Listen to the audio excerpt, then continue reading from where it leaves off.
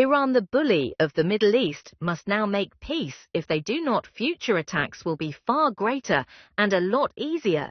He has betrayed not only Iran by abusing our commitment to diplomacy, but also deceived his own voters by submitting to the wishes. Oil prices cut gains as traders bet. Iran retaliation won't disrupt supply. Iran orders closure of Strait of Hormuz, putting 1/5 of world's oil supply at risk. 20% of the world's oil gone overnight. That's what experts say could happen if just one strait, just 20 closed from above. The Strait of Hormuz looks like nothing more than a narrow crack between Iran and Oman. But beneath those waters flows the lifeblood of the global economy, more than 1/5 of the world's oil, and nearly all of the LNG that powers Asia and Europe. And now that artery is under threat after a wave of Israeli airstrikes targeted key Iranian energy sites, including parts of the South Pars gas field. Iran has issued a chilling warning. It may block the strait. Just one underwater mine, one hit on a tanker, that's all it takes. Oil prices. They could double, even triple in a matter of hours. Gasoline, electricity, groceries, everything would spike. Fragile economies like Sri Lanka, Pakistan and Lebanon could collapse. And superpowers from Washington to Beijing may be forced into action. This isn't just speculation, it's a war game. The Pentagon has rehearsed a nightmare Tehran has spent decades preparing for, with suicide boats, anti-ship missiles and psychological warfare drills. So the question is no longer if, but when, and when it happens, who will blink first? Let's break it down right now. All eyes are on June 22, 2025, when Iran's parliament moved a resolution to close the Strait of Hormuz in retaliation for US and Israeli strikes. That decision now awaits approval from Iran's Supreme National Security Council. Here's why that matters. First, the strait handles around 20 million barrels of oil per day, equivalent to roughly 20% of global petroleum consumption. Second, pipelines from Saudi Arabia's east-west line and the UAE's Haban-Fujairah route combined can only deliver about 6.5 million barrels per day, leaving a 13.5 million barrel gap.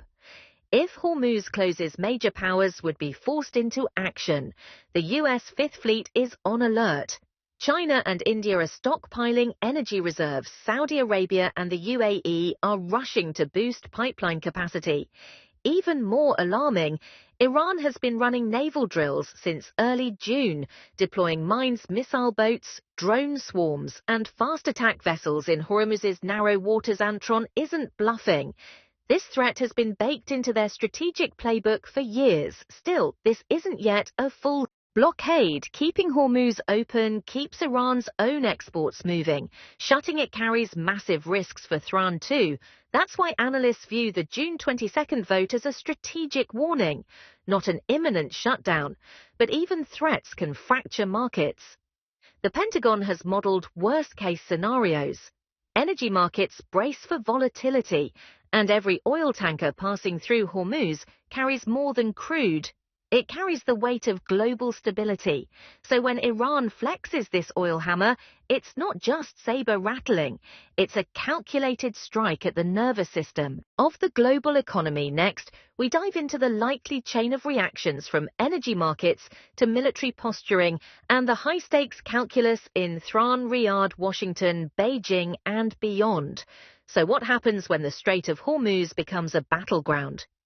On June 12, 2025, after Israeli airstrikes on Iran's energy infrastructure, oil markets reacted instantly. Brent crude jumped from $69 to $74 per barrel, marking a 7% surge in just one day.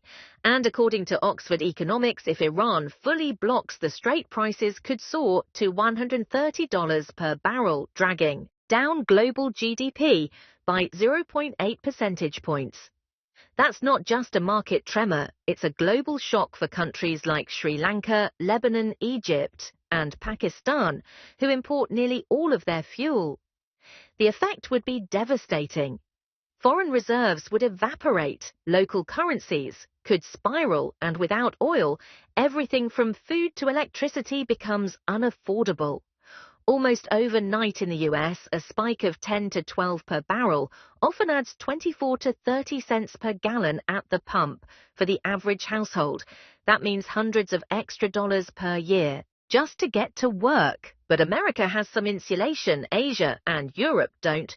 Japan and South Korea rely heavily on oil coming through Hormuz. If that flow is cut, inflation rises, interest rates follow, and suddenly even advanced economies are staring at the edge of a recession. Factories slow down, shipping costs explode, supermarkets raise prices. Voters grow angry. Iran understands this leverage. That's why it doesn't have to act, just threaten. And still the global market stumbles, because sometimes it's not the missile that causes the damage. It's the silence before the strike continuing from the previous section. Let's confront the heart of the matter. Will Iran actually act, or is this all strategic posturing? Iran has threatened to close the Strait of Hormuz many times in response to sanctions, but it never followed through. The reason is obvious. Tehran depends heavily on that same route to export its own oil and gas. But this time things feel different following US and Israeli airstrikes on Iran's energy facilities in early June 2025. Iranian officials abandoned diplomatic restraint. They labeled the strikes a blow to national survival. On June 22, 2025, lawmaker and IRGC commander Esmail Kosari announced that Parliament had voted to close the Strait of Hormuz, with final approval pending from Iran's Supreme National Security Council. That isn't idle talk, it's a legislative move. Still, this is not yet full closure. Throne must weigh the economic cost. Without Hormuz, Iran can't export oil or gas. It would cut its own revenues drastically. Instead, the threat serves as strategic leverage. The IRGC has staged naval drills since mid-June, including mine-laying fastboat exercises and missile readiness, signaling Tehran isn't bluffing. This show of force is designed to unsettle global energy markets and pressure Washington into de-escalation, and it works. On June 23rd. U.S. Secretary of State Marco Rubio appealed to Beijing to restrain Iran, warning that closure would be economic suicide for Tehran and provoke military retaliation. In short, Iran is walking a tightrope. It wants the threat to drive up oil prices, rattle global confidence, and buy breathing room, all without actually shutting the strait. But the risk of miscalculation is high. One mine goes in, one missile lands off course. And what began as political theatre could rapidly escalate into a military showdown. So yes, Iran has the hardware and the political backing. What remains uncertain is whether it dares pull the trigger, and if it does, whether the world will have time to step back before chaos spreads. Picking up from the strategic brink, let's dig into how Iran could actually block Hormuz. And whether the US is ready. Iran has quietly assembled a striking asymmetric arsenal tailored for this exact scenario. It fields fast attack boats, naval mines, anti-ship missiles, kamikaze drones, and many submarines, all optimized for the narrow confines of the strait. It's not speculation. In early 2002, US war planners staged the Millennium Challenge exercise to imagine this very threat under the command of Marine General Paul Van Riper. A red team mimicking Iran's tactics used a swarm of explosive boats and cruise missiles. In just 10 minutes, they sank or destroyed 16 US warships. Including an aircraft carrier and cruisers. America responded by restricting Red Team's tactics and rerunning the simulation, and only then did Blue forces win. That moment remains a stark warning. Small, cheap vessels can overwhelm advanced fleets. Today, Iran's capacity has only grown. According to Euronews, in August 2024 alone, the Iranian Navy added 2,740 new missile and drone systems, and even tested cruise missiles launched from subs. Add in dozens of Ghadir-class mini-subs, lurking below each, packed with torpedoes, mines, and missiles, and you have a layered hidden threat on the flip side. The US Fifth Fleet in Bahrain has beefed up patrols, mine-clearing ships, and aerial surveillance.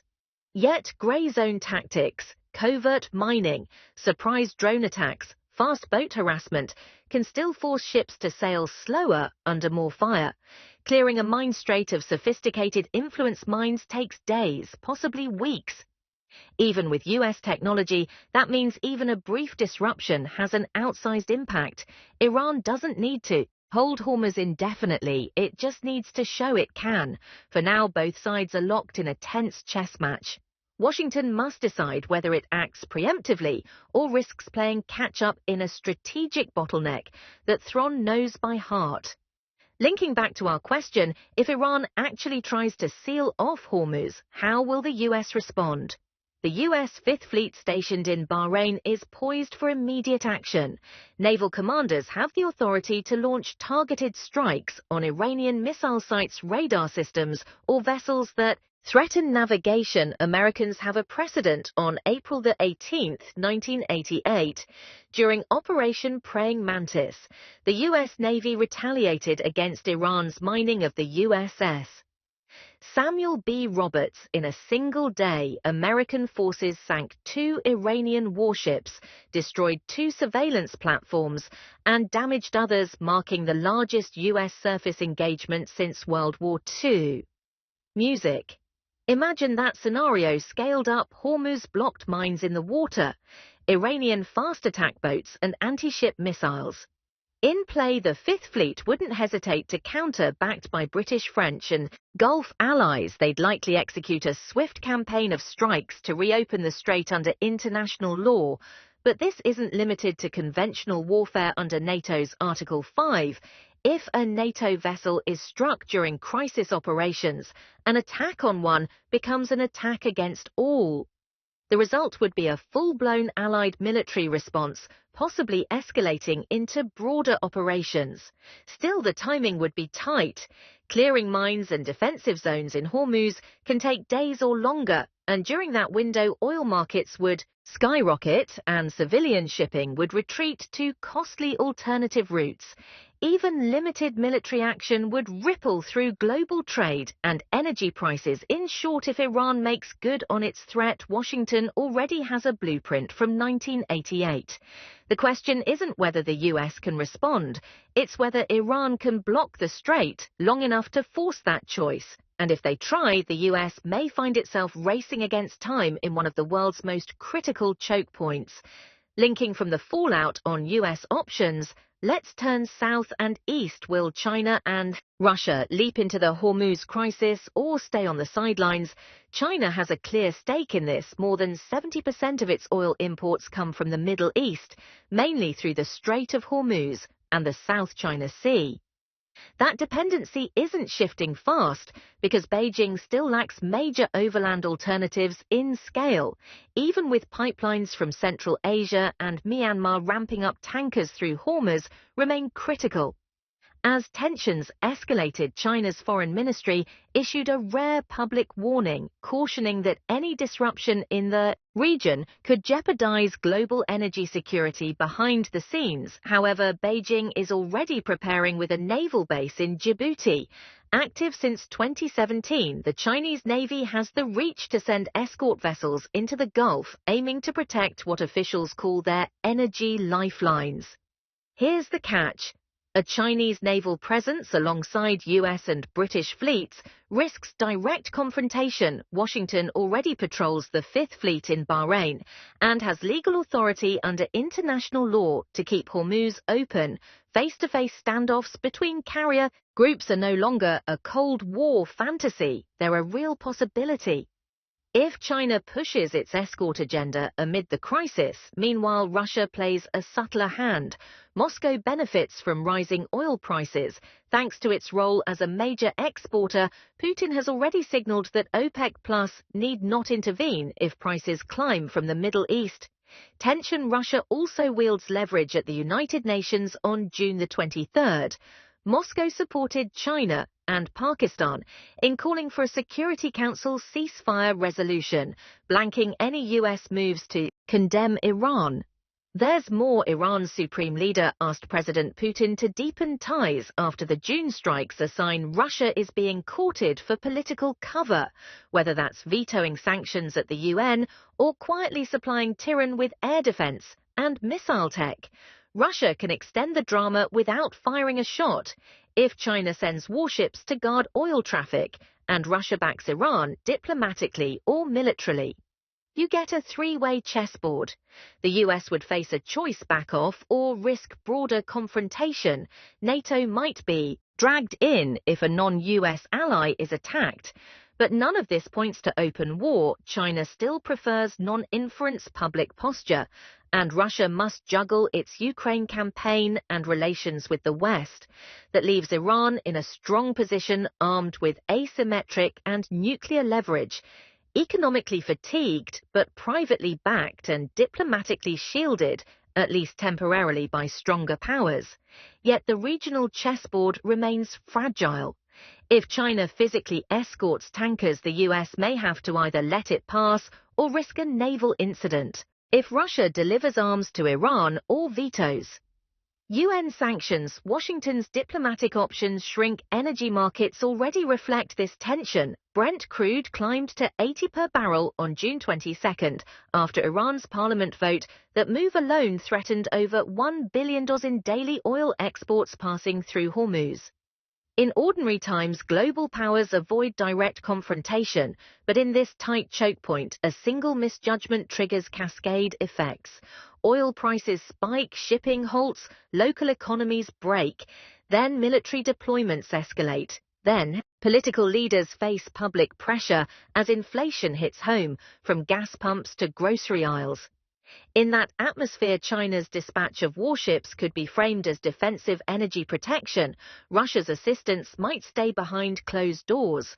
But if either side crosses the line, the Hormuz crisis transforms from a regional showdown to a global clash.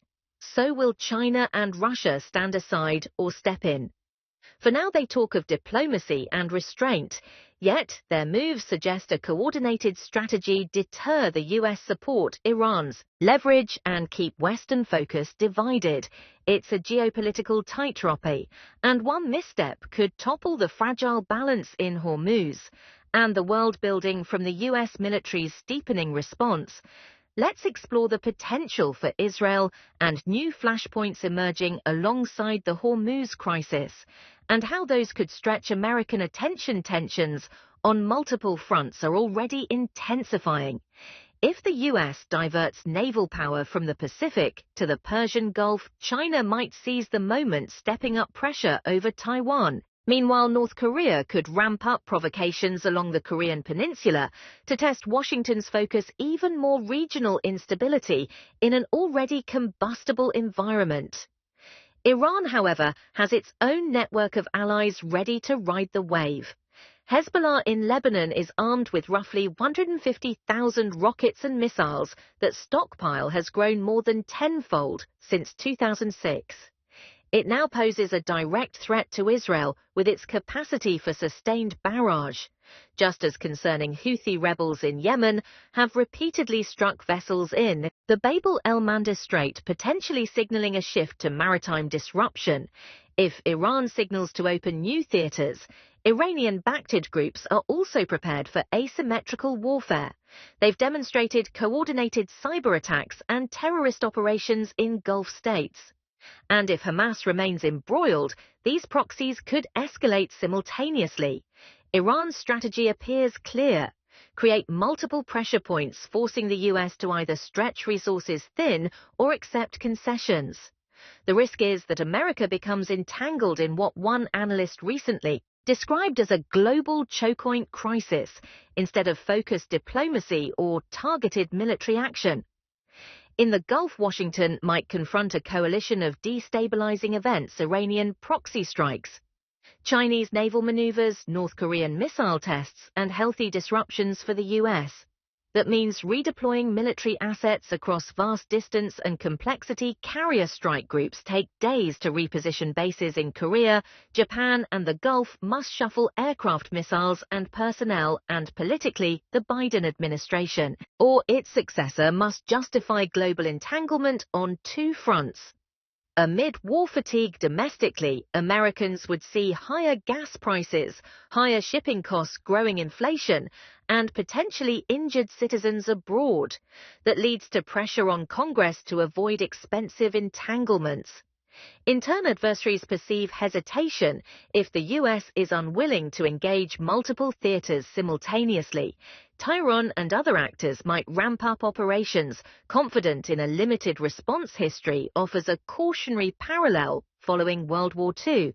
No US